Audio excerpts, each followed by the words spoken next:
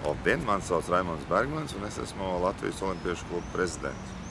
Šī pieredze izbraukumam uz ārzemēm, tā ir viennozīmīga sevis pilnveidošana un otrām kārtām pieredzes draugu iegūšana, bet norūda dzīves skolai viennozīmīgi. Droši vien varētu iesaistīties, nobraukt visu garo ceļu, bet šajā gadījumā es tikai varu atbalstīt un uzmundrināt un iedrošināt cilvēkus, kas piedalās šajā lietā, lai viņi to izmanto, jo skaidrs, ka 12 jaunas valstis, 12 jaunas pieredzes, interesantas vēsturiskas vietas, daba, cilvēki.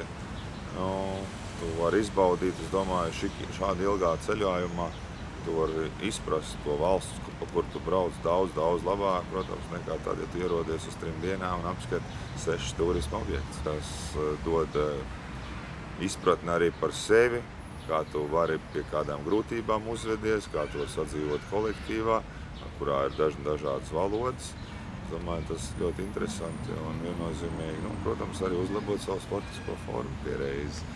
Kā piemēra laikam, kas man ir palicis ļoti labi atmiņā, viens no maniem pirmajiem lidojumiem uz ārzemēm, Londonas lidostā ielidojāt, mums bija jāpārbrauc ar tēvu uz Kardifu, uz Velsas galvaspilsētu, uz sacensībām, un mēs bijām izpētījuši, ka tur jābrauc ar autobusu, un sapratām, ka tas autobus ir tieši pat no Getvikas lidostas, un vienīgais es meklēju, zinādams, ka parasti lidostās ir uzraksti, kur tas ir, meklēju, kur tad tas ir, un ļoti biju pārsteigts, kad ieraudzīju Coach rakstīts. Domāju, kāpēc viss tā lidosta ir piesprausts ar treneriem.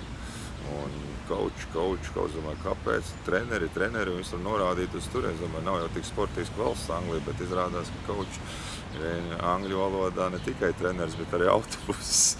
Un man tā šī skola palika ilgi atmiņā. Tā kā tur ir ļoti daudz, kas šajā projektā iekšā, līdz ar to es domāju, ka to vajag obligāti izmantot.